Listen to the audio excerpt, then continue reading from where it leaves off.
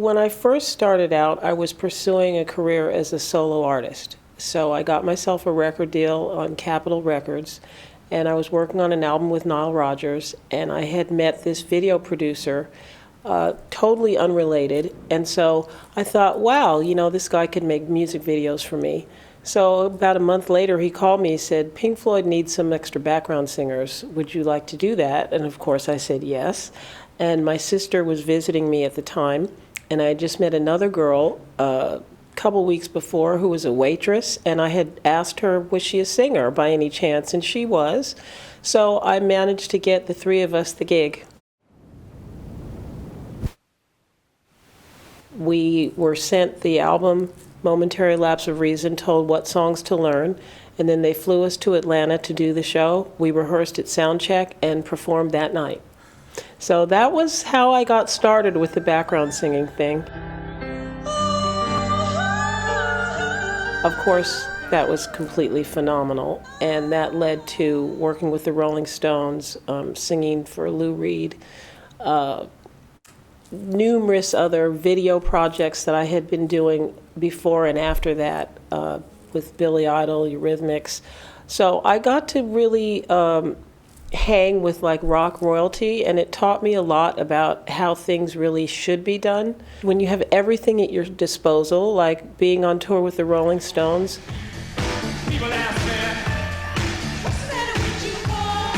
they opened airports for us at night because it was easier to fly at night. You're really energetic instead of having to catch a 7 o'clock flight in the morning.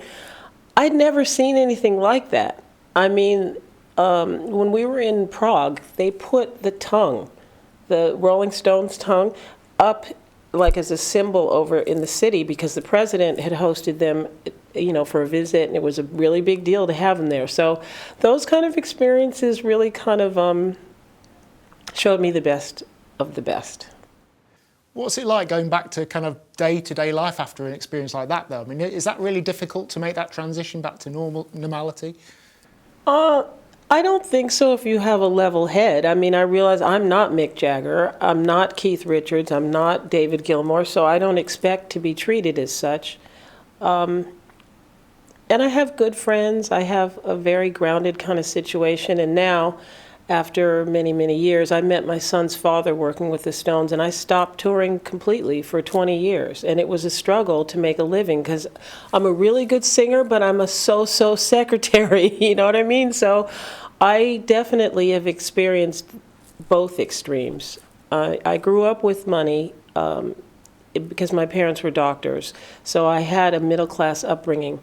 But my father really emphasized to me, do not look down on people that work in restaurants or wherever, because that's what he did coming up to make money to go through school. And so I always have had that sense of like, take it as it comes. I got lucky because when my son turned 16, he said, Mom, go back to what you do, which is singing, because I'm old enough now. And I was very fortunate, and I got hired to go on tour with Rod Stewart. And that was a really nice way to go back to it, flying to Dubai. And this is the first time I've ever flown in a flight where you can actually open your seat into a bed, because they had us flying business class. That was amazing. I got to go to Tel Aviv, went back to Prague. It was just fantastic. So you mentioned, obviously, you kind of stopped touring for family life, because that must be a really hard thing to mix, family life with touring life. Or is it easy because there is a block of time you're away and then you can be home for a while? How does it work? Well, since I chose not to do it when my son was little, and I will never regret that choice, because he's a really good human being, because all children need parenting. And especially, I think, I don't know, it's just something about the mother-child relationship is really crucial. Not that the father's not important, because he certainly is. But you want your children to have a sense that they're loved, that they're protected, and that they're put first.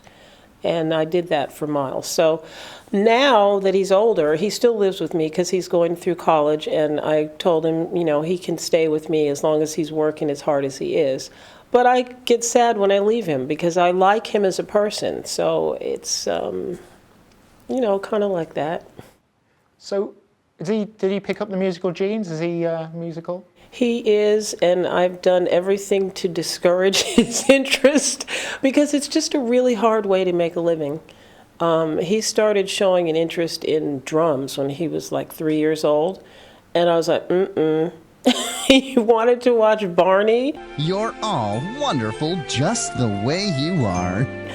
As a 1-year-old, I didn't want to hear that. I love you, So I influenced him a little bit. He can sing.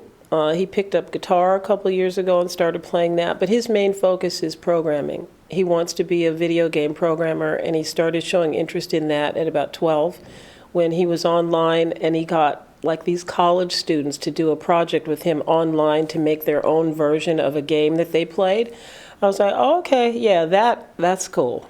Well, games need soundtracks as well, of course. Yes, absolutely. I mean, he still definitely has an interest in music and a love for it. And he's turned me on to some really good people that I didn't know about. What's next for you in terms of career-wise? Have you got something lined up after, because obviously we're on the Australian Pink Floyd show tour at the moment. What's happening with you next? There's a few things I'm working on. I started a project with my sister, recording a record with producer Dave Kersner.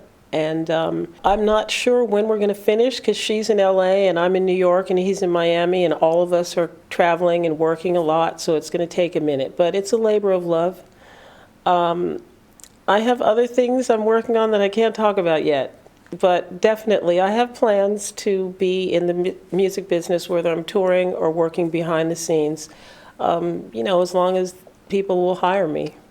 Where can people find out about that album then? When let's get your plug in. Have you got a Twitter or a website that people could just go and look at down the line? Yes, I have a website, LoreleiMcBroom.com. I'm on Facebook just about every day. My Twitter is linked to my Facebook. I'm not so good with that. Like that, I will definitely announce, and my sister as well, Durga McBroom. She's really, really out there. She's quite well known. She took that gig with us with Pink Floyd, and she continued to sing with them through the last, and she's on the Endless River, so she puts word out about things, and I put word out about things, and people find out. That's fantastic. If you had one or two pieces of advice for someone who's considering, obviously I've just heard what your advice was for your son, stay clear, but there are people out there who relentlessly want to be in the music industry. They want to sing, or they want to play, or they want to compose. What would you say to them, from your experience?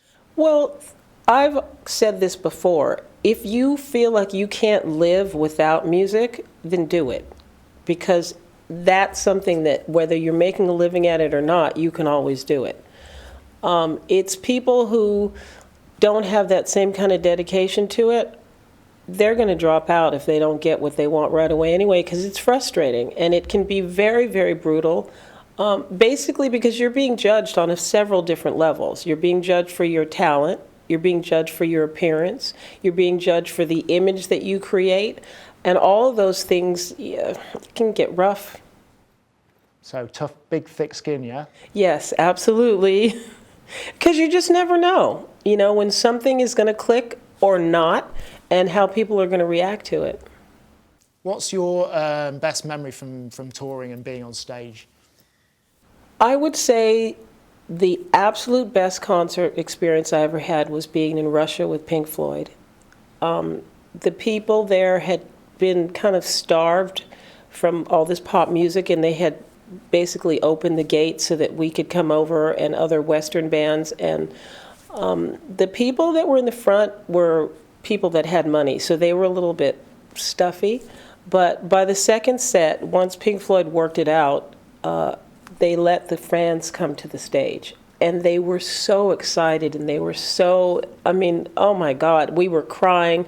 The police were throwing their hats to us on stage. The military were throwing their hats to us on stage. There's a famous photo of myself, Durga, and Rachel Fury, the other background singer, wearing these hats and holding up a sign, "Make love, not war." And it's because of that. They were throwing money at us. It was just, I've never experienced anything quite like that. It was an absolute high. Here at The Racket, we'd like to say thank you for watching this video. Hit the subscribe button if you like what you saw, wherever YouTube have put it this week. probably round about there somewhere, and share it with your friends. Try and get the word out. We're looking to grow. We're releasing videos on a regular basis, and we hope to see you watching them in the future. Does that make sense? No. Anyway, keep watching. Hit subscribe, and YouTube will let you know when we put out our next video. Plenty more to come from the Australian Pink Floyd show tour, and plenty more to come on Just General, and I'm just waffling now. I'll see you. Bye.